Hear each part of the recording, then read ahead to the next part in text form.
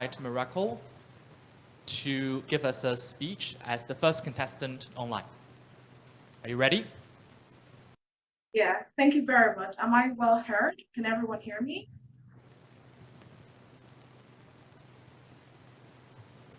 Okay, should I start my speech now?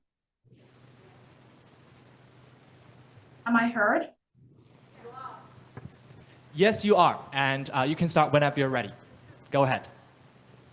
So, you see, as a student, I have been told that if I am able to finish this 700-page textbook, that I would have a sharpened intellect and a critically articulate mind. Well, while that sounds enticing and all, trust me, I would rather choose to watch a 2-hour K-drama series on Netflix. Why? Because it's easy. You see, ladies and gentlemen, people often go for things that are easy. And if healing this word was just as easy, trust me, everyone would be doing it. International members of the jury, live audience, and my fellow participants, do you really believe that it is possible to heal this word? I mean, take a look at it. The hurt is felt. Kindness has become a character reserved for the weak. The streets a parade for discrimination. Revenge and hate a perfect substitute for love and forgiveness. And the poor are treated as trash. I ask again, do you really believe that it is possible to heal this word? Well, here is the good news. I believe so. It is possible. I am an adamant believer that there is still a yearning desire left in the hearts of humanity that craves for a better world. And that makes it very much possible to heal the wounds of this dying world one good deed at a time. It is possible, but ladies and gentlemen, the question is it easy? Now, here is the truth. Reviving this word is far from an easy task. It is choosing to read this 700-page textbook when I have the easier option of watching Netflix. It is taking up that conscious individual decision to put more good in the world, to restore humanity one good deed at a time, irrespective of the hurdles that may come your way. You see, my father, he taught me what it actually means to take up that decision to heal the wounds of a dying world. My dad grew up in a very poor background. So he knew the pains of having nothing to eat, but seeing the next door neighbor throw away tons of food in the trash. So he vowed to be different. I grew up watching people flood in and out of my home as my father gave out food, clothes, money, support, you name it. But ladies and gentlemen, some of these people still turned back to steal from him, to take advantage of his generosity, and to ridicule him. I thought my father should have given up his faith in humanity a long time ago. But every day, I see him continue to choose kindness. I see him refuse to turn a blind eye to someone in need. He was determined to change the world with good, so the evil did not change him. Imagine if there were more people like him on earth, people who were undeterred on their path to healing the world. People who would rather choose to treat that poor beggar on the streets the same way they would treat the CEO of a company. People who would rather choose forgiveness and love in the face of hate and revenge. Who would choose to give relentlessly without expecting anything in return. You see, Netflix is still an easier option. But I would make the conscious decision to read this book. Why? Because the value outweighs the cost. Ladies and gentlemen, the value of a better world outweighs the cost of healing it.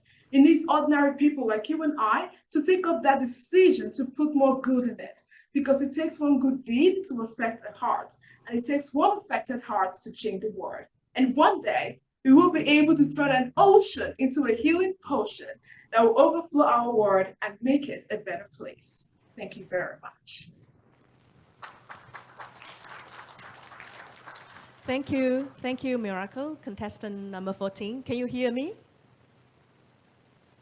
Can you hear? Yes, I can. Yes. Mike, well, first of all, thank you for giving us a personal example of your father demonstrating how everybody has the power to heal the world.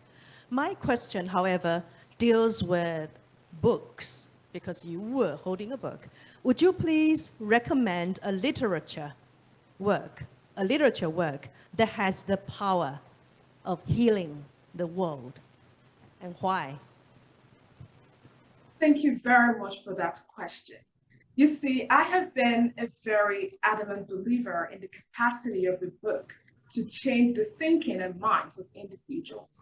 Like what we read have the capacity to influence the way we think and propel in our actions. So there is this book that I read. It is called The Power of Change. Ironically enough, it was written by a very good friend of mine.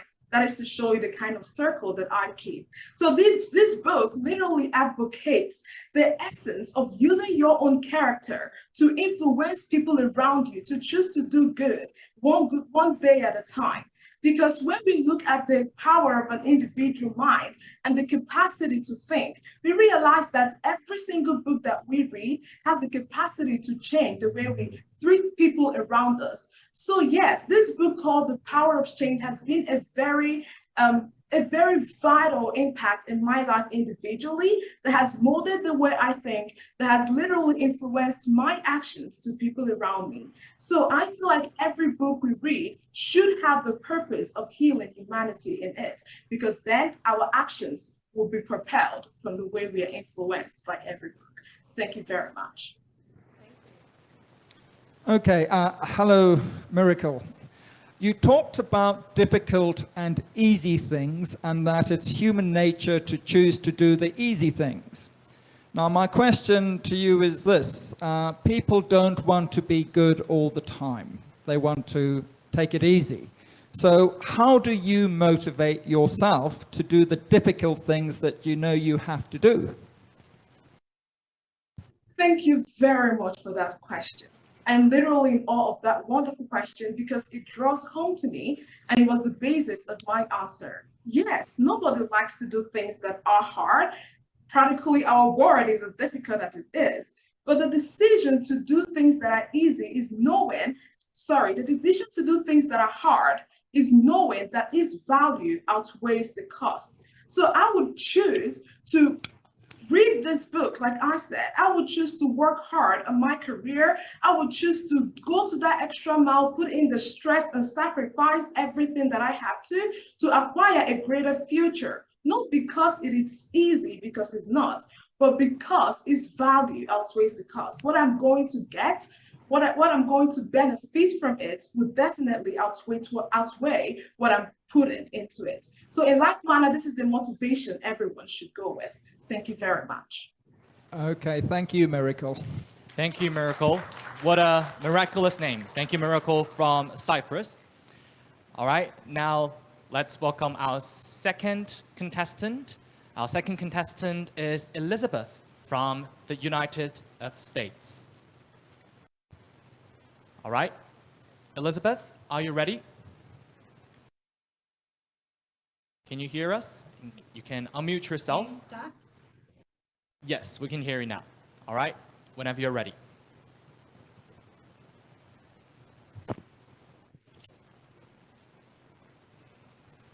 So much for having me. I cannot make out what the lyrics of a song are, or I can't connect to what the message of the song is, then that song is just not for me. Now, that's a simple rule that my mind has somehow found a way of making me stick to from a very young age. It's always been extremely important for me that I can connect with an artist beyond just the musical instruments, but that I can connect with the lyrics themselves. I just want to share with you a set of my favorite lyrics, and they go, "Our souls are brought together so we can love each other, brother, sister. We are here. We are here in this very moment for all of us. And that is why we are here. The esteemed members of the international jury, the different dignitaries and signatories in your capacities, ladies and gentlemen, fellow contestants, good afternoon. Today, I unfortunately greet you with the cries of the homeless. I greet you with the woes of the hungry. With me, my hands are heavy with the tears that the ozone layer has been shedding for years. With me, I carry the skulls of animals that are now extinct. When you look at me, I'm a representation of a bleeding world, of a world that needs healing. But see, I don't need to be able to speak all the different languages in the world to understand plight, because I have never even physically sat inside any of these stories. But there is a special thing that I have learned about tears and pain over time, is that tears sing and pain knows how to communicate. Tears have put out the message for us that the world needs healing very plainly, very vividly, that we cannot hide from it anymore. The world needs healing. So the single most important question before us, ladies and gentlemen, today is how? How do we heal the world? But before your mind might want to make you think that this is a very hard process, that we might not even find the answers, I just want to let you know that there is no magic potion. Because notice, to heal the world is a process that we are all going to have to be extremely willing to get our hands really dirty in order to see results.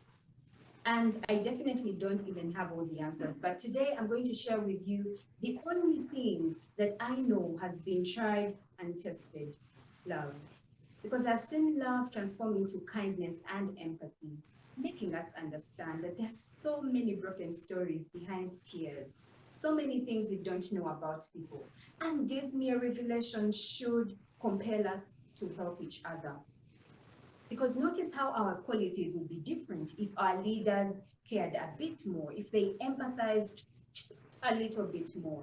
Notice how there would be one less suicide reported daily if we cared for each other, if we showed a little bit more concern for our neighbors.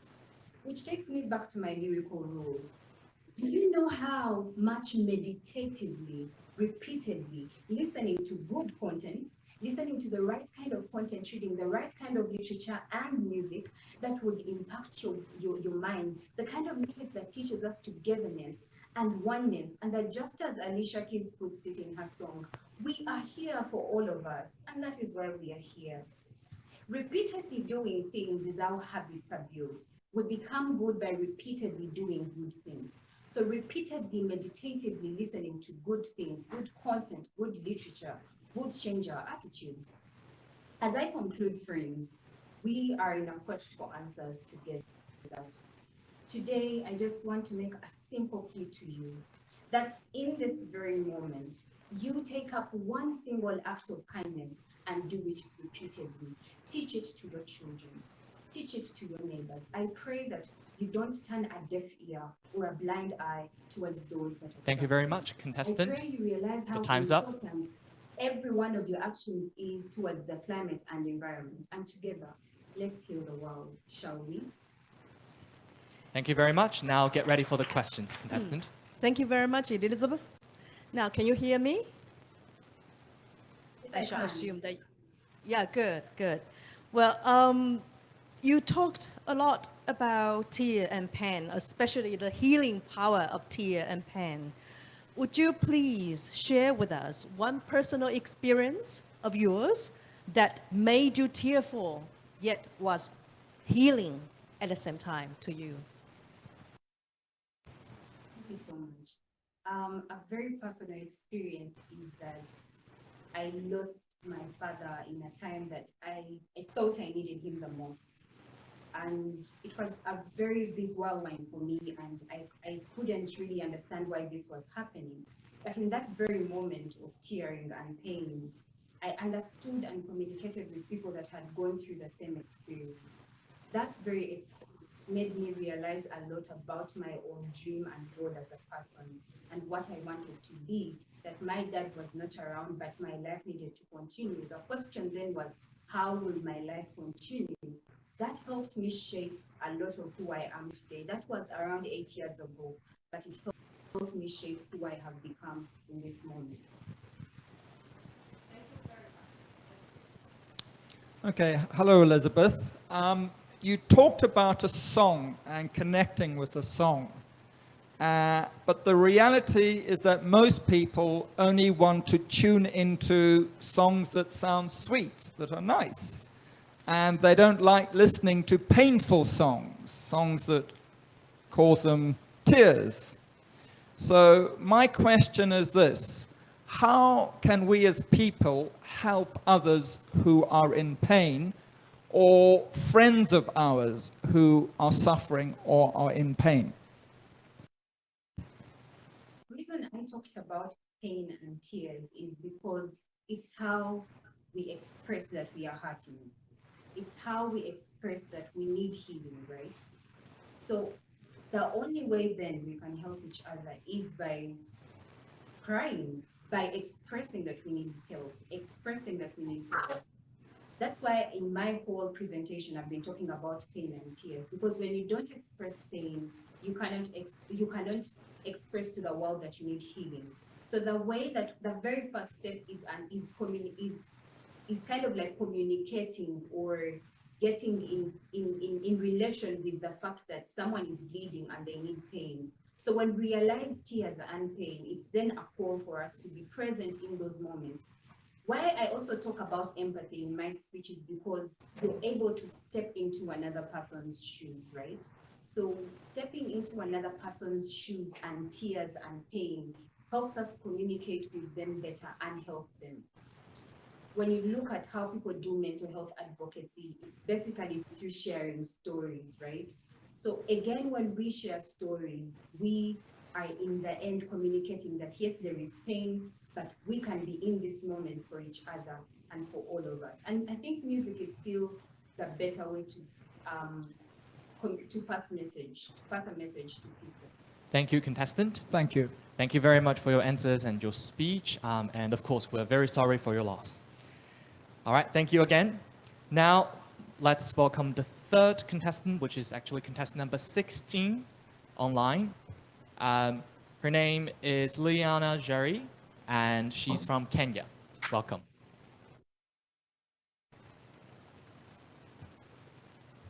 And maybe we can ask our staff to project her onto the screen as well. Just a second, sorry, Lillian.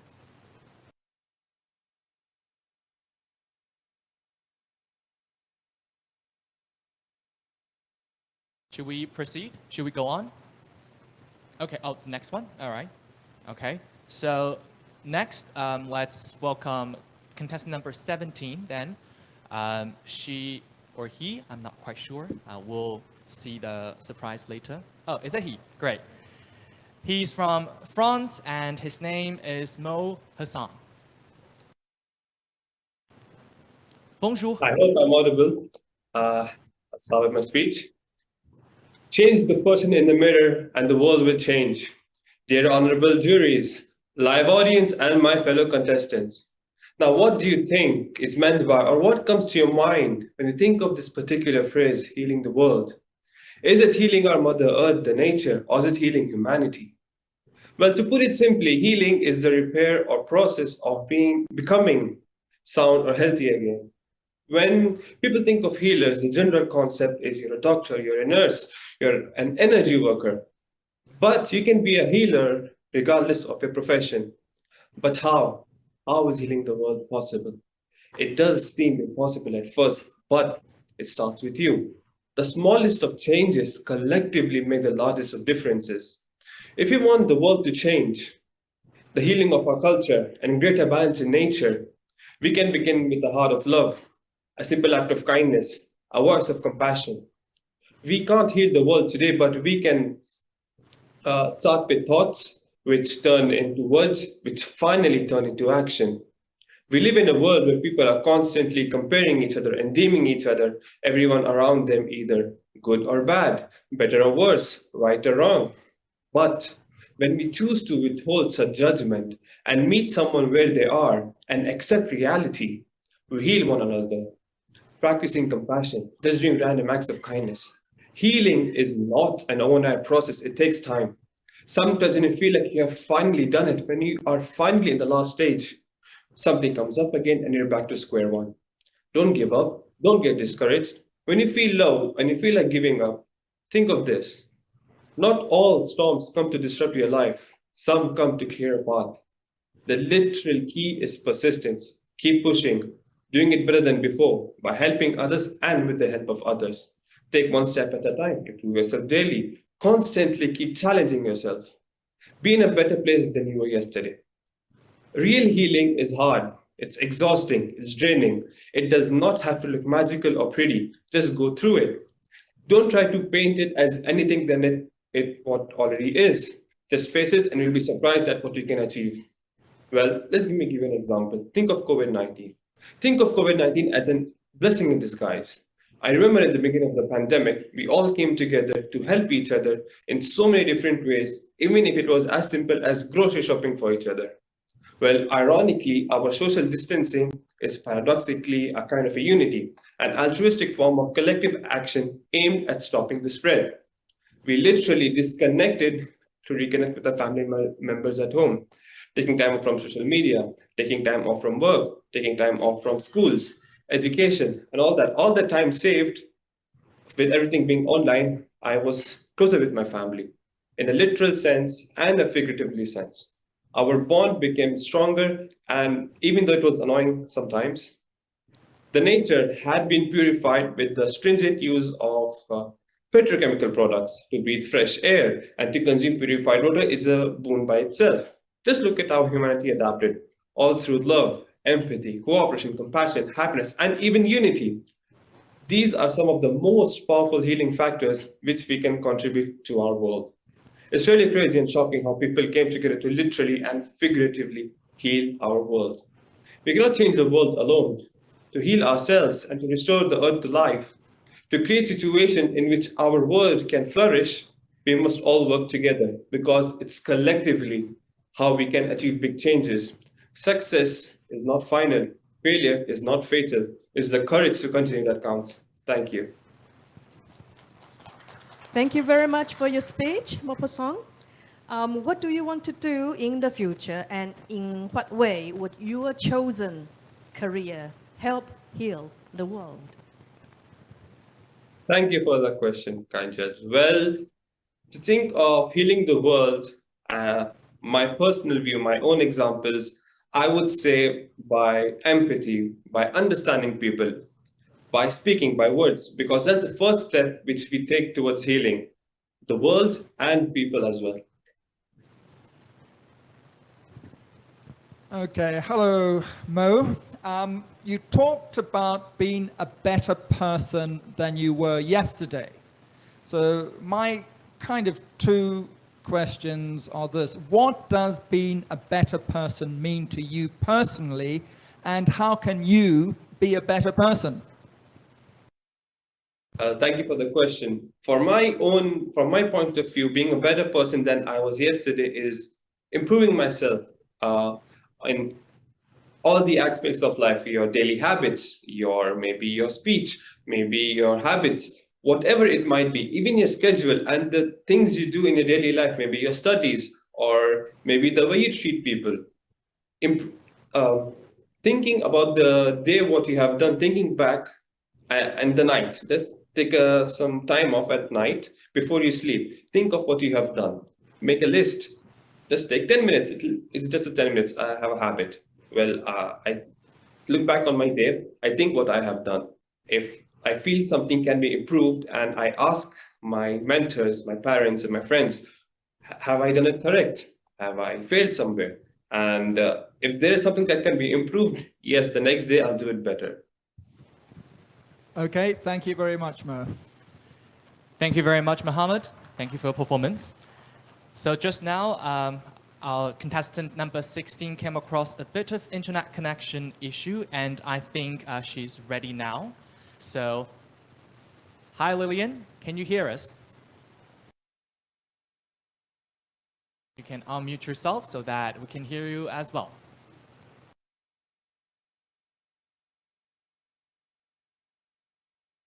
Hello.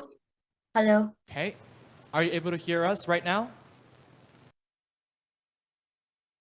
Yes, I can hear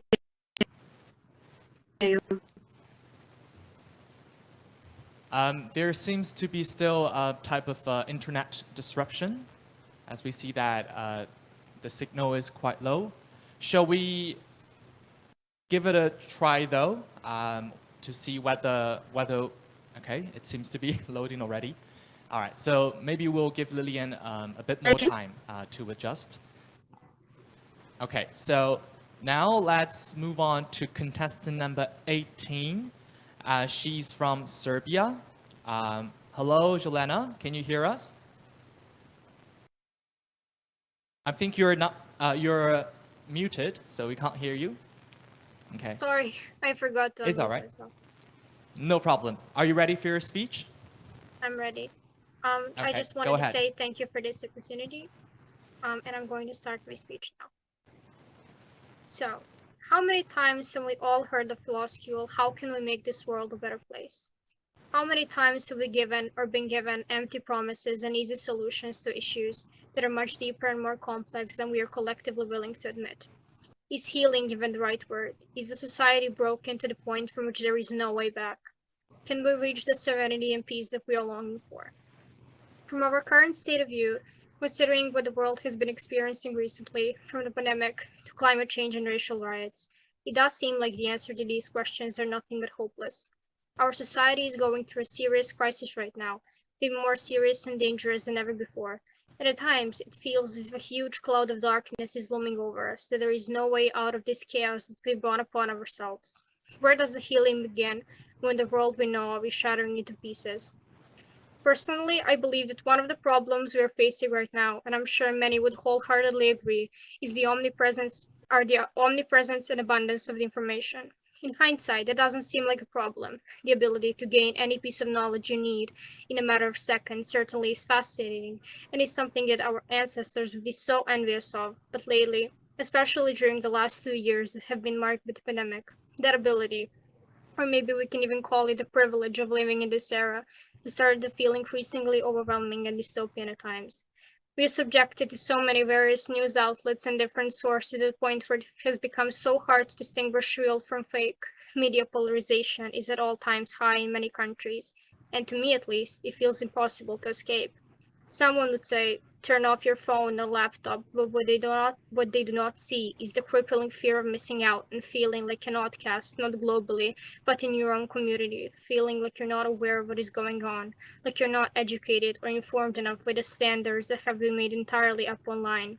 I do not think people realize how much of a pressure this is, and how harming it can be for our general well-being, mental health especially. We need to realize that it's okay to not be hyper aware of everything going on around you, that it doesn't mean not caring about certain issues. Taking care of yourself is so much more important than keeping track of dozens of people and events constantly. Speaking of mental health, how many people do you know who suffer from mental illness these days, and has that number increased in the last couple of years? As someone who suffers from depression and anxiety myself, and who has met so many people in real life and online who went through or are still going through similar issues, I can safely say that mental health is one of the burning issues of the 21st century, which too many people still don't take seriously or view as shameful or a stigma. Therapists are either fully booked or too expensive, and a huge number of people do not have proper resources and can't get the treatment they need, so they deal with their issues in silence, which is ruining their quality of life. It is both tragic and ridiculous that therapy is basically considered a privilege. It has become normal to ignore mental health problems, ironically, for the sake of a better life, because recognizing a problem means being put into a vulnerable spot, having to deal with inner demons buried deep within, as speaking about your feelings, which, especially for men, is considered as a sign of weakness. Of course, it also means taking time off work and potentially losing your job, which is generally one of the reasons why people are feeling the way they are. It's really depressing to think about the fact that we don't matter in the eyes of the system, that most of us are just ants whose purpose is to make ends meet every month and to satisfy bosses and corporations we work for. What is valued in us is our ability to work, but only the job we're required to do, what we can accomplish, and how much money we can bring to the table. Who we are doesn't matter. What we love and what we care about and what our true aspirations are is not important. There is no time for that, really. We have to do only what is expected of us. We were not programmed to work an office job from 9 to 5 and overwork ourselves to death, yet that's exactly what we're forced to do. Thank you Stress very is much, our normal contestant. state of being. Sorry, the time is up. All right, now let's get ready for questions from our two question masters. Hello, contestant. An ideal good world may mean different things. What is your definition of an ideal world, and why is it hard to actualize such an ideal? That is a difficult question. I don't believe that that an ideal world exists really, because there are always going to be hardships, and we can't always be happy. We can't always be satisfied, and there are always going to be problems. But I think that we can work on certain things and make our personal lives better and our experience in this world like more durable and nicer, I think. Okay. Hi, Jelena. You talked at the beginning about having to deal with complex problems, not easy problems, complex problems. Now, my question to you is this. How would you advise or give advice to a friend of yours who was facing a very serious or complex problem, maybe like anxiety or depression? Well, going to therapy, talking to a professional. Well, firstly, talking to someone they're close to, because opening about our feelings is so important, and I don't think that we do that enough. I think we're just bottling up most of the things that we're experiencing and feeling, that it's causing so much stress. But if that isn't working, then therapy and maybe medication, because from my personal experience, it does help. And I believe that honestly we should all be going to therapy, like despite not having some serious issues. I think that it just really helps, like talking to a professional about even not such huge issues, but small day-to-day things. Okay, yep, communication and talking to friends is so important. Thank you very much, Jelena. Thank you very much, Elena, for your responses to the questions and also your speech. Thank you. And next, let's welcome contestant number 19, who is Hillary from Uganda. Hello, Hillary. Can you hear us?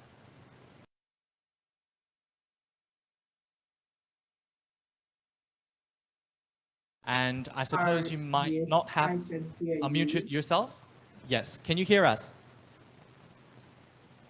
Yes, I can hear you. Can you hear me? Yes. Hi. All right, you can start with your prepared speech. Go ahead. All right. Before I begin my speech, my name is Hilary Trinawe, and I'm from Uganda. I'm proud to be here today, and a shout out to everyone that has been contributing to the greater good of healing the world. Honorable international jury, the live worldwide audience, and fellow contestants, greetings to you all. Today's topic is healing the world, and I have 3 stories that are going to dissect and summarize this particular topic. I will re-echo the words of one of the great leaders in my introductory phrase. By the time I complete my speech, 5,000 babies are going to be born into this world. And by the time this competition ends, we would have close to 1 million coming into this world. But what matters is that, and the challenging situation is that, the world in which they are coming in is at the point where humanity is at crossroads. And the kind of actions that we do today are going to influence the kind of life that our children and the children of our children are going to lead.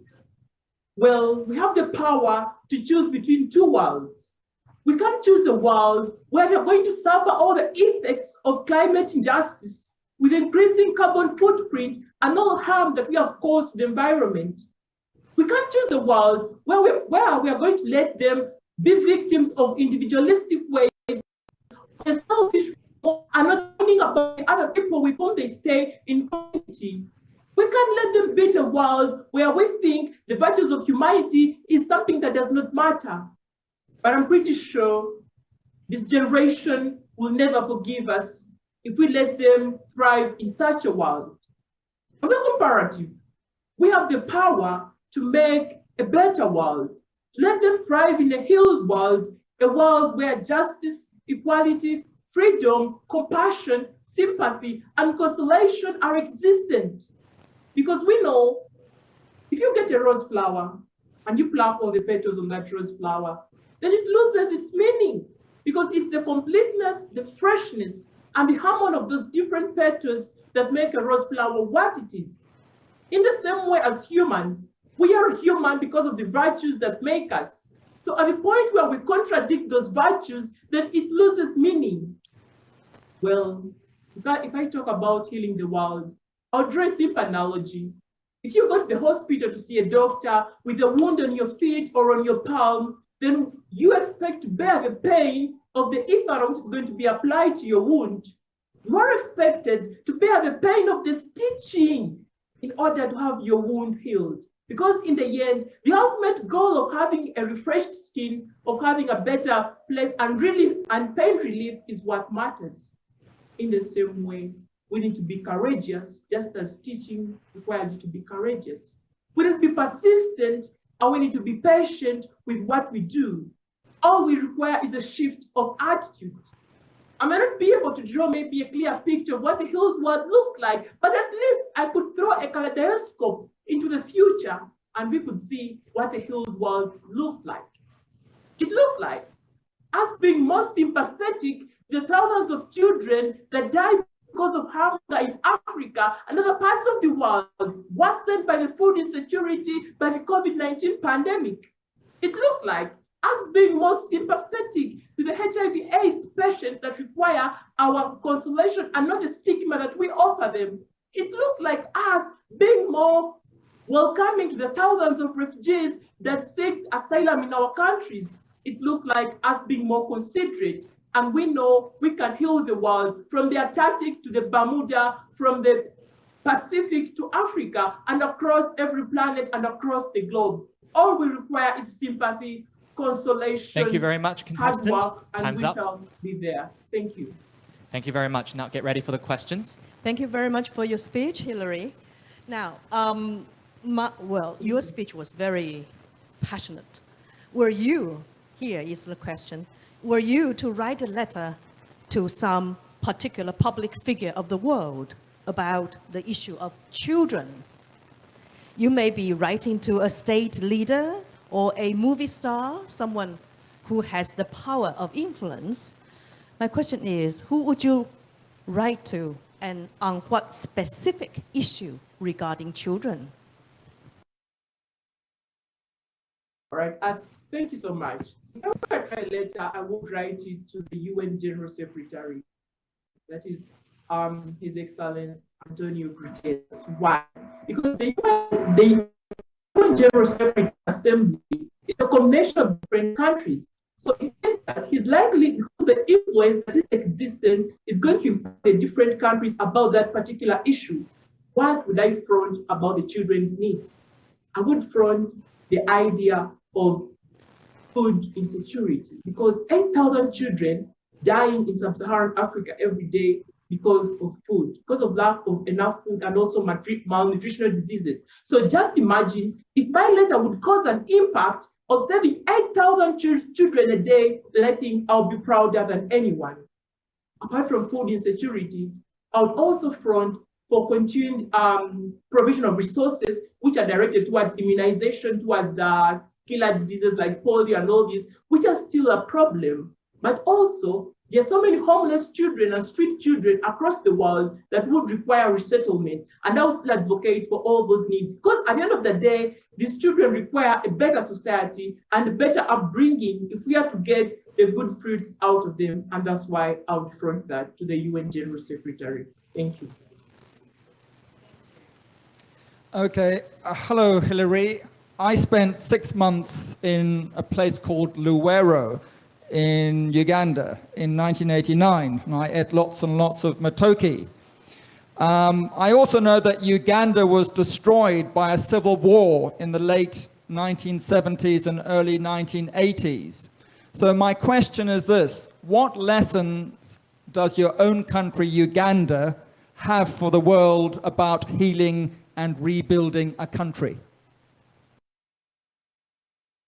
All right. There's so many lessons to learn from those past experiences. The first lesson to learn is that peace is always the way to go regardless of the situation. No matter how dissatisfied we are with any particular issue, going to war causes more ravage. All we need is to work towards peace. The second lesson that Uganda teaches the world is that we require the help of others and the knowledge from other parts of the world to be able to try to achieve certain goals. It reminds me of the early 1980s, before I was born, but I've read the stories, when there was outbreak of the HIV/AIDS. People didn't know what it was, and they only thought it was witchcraft. But because of the help of the World Health Organizations and other bodies that came into the country, we were able to solve such a problem. Thank you, and contestant. today, there is much more improvement as compared to then. Sorry, Two time's lessons up. to learn. Thank you very much, Hilary. Thank you very much, Hilary, for your performance. Thank you. Thank you. All right, at last, let's maybe have another try with Lillian from Kenya. Hi, Lillian. Can you hear us? Can unmute yourself right now? Can you hear me? Yes, perfectly. Please go ahead. Good luck. Okay, thank you. Sorry. I so wish to bury my nose in the sand and burrow on, deep to where the secrets of the universe begin to echo upon the soil. There that the elements collide in beautiful chaos. My mom and I, and our 11 dogs, recently formed the childlike habit of staying out in the sun and walking barefoot as we mindlessly water the plants and enjoy seeing a new flower bud sprout up. We could never put a finger on it, but it felt therapeutic, like in some form or way the tight knots on my shoulder would slowly dissolve. Clint Ober, the pioneer of earthing, also known as grounding, in his earthing documentary, spoke of a peculiar visit with an indigenous community as he was visiting the kids' play area. The mother of the child turned and left him with a rather odd statement that piqued his interest. Take your shoes off, they'll make you sick. In his search for the treasure trove of answers, he stumbled upon a mind-blowing phenomena, earthing. The simple yet profound act of placing your bare feet on the ground and connecting just long enough to uphold our organs' most vital functions. I, for one, when I heard of such a beautiful act, was in awe of the splendor that is Mother Nature. Highly dismissed by top institutions, Clint went on the lonely, yet fulfilling journey of research. After endless nights and an unfolding of countless testimonies of earthing and its benefits, the concept was birthed. From the drastic improvement of arthritis to the complete healing of child colic, it taps into the field of cancer and Alzheimer's, diseases that have puzzled the world's greatest minds for time immemorial. With over 21 published studies, it's incredible what earthing can do. And to think we have been alienated from such benefits by the rubber soles on our feet. What more is in these ancient philosophies, in the basics that we have turned so heavily away from, in the quest for creating undying cities through technology? What mysteries lay unearthed, undiscovered away? The possibilities are boundless, which makes it thus more exciting, that Earth is self-serving enough to replenish our very own bodies, our very own tissues, down to the very cells, that the sun's energy together with the soil on our feet can most literally heal. Consider this a challenge. Explore the concept of earthing and allow yourself to imagine the untold story of a new reality for mankind. There are moments so iconic that writing about them feels like a robbery of their gallant glory, and this feels like one of them. It's so easily accessible, justice, it's free for all, equality, and most importantly, it's free to all, genderless for all races and all humans, as it was designed to be all along. Let's heal the world together with the very earth that holds us together. Thank you. Thank you very much, Lillian, for your speech. Now, you were talking about some custom of your country that heals. I wonder if you would also introduce one more cultural custom of your country that can heal as well. Thank you very much for your question. one custom of my culture, which is the Kenyan culture, is we sit around a table and we share our food. It's very customary from a young age when you would feel sick or you would not feel in the mood to eat with other people, it would be customary to do it because our parents instill the value of sharing and community, because community allows us to allocate all our efforts into one goal, which is cooperation at its best. Thank you. Okay. Hello, Lillian. You talked about the beauty of walking barefoot with your mother, and you yourself are wearing a very beautiful outfit or dress. Do you think beauty and doing beautiful things can heal people and the world?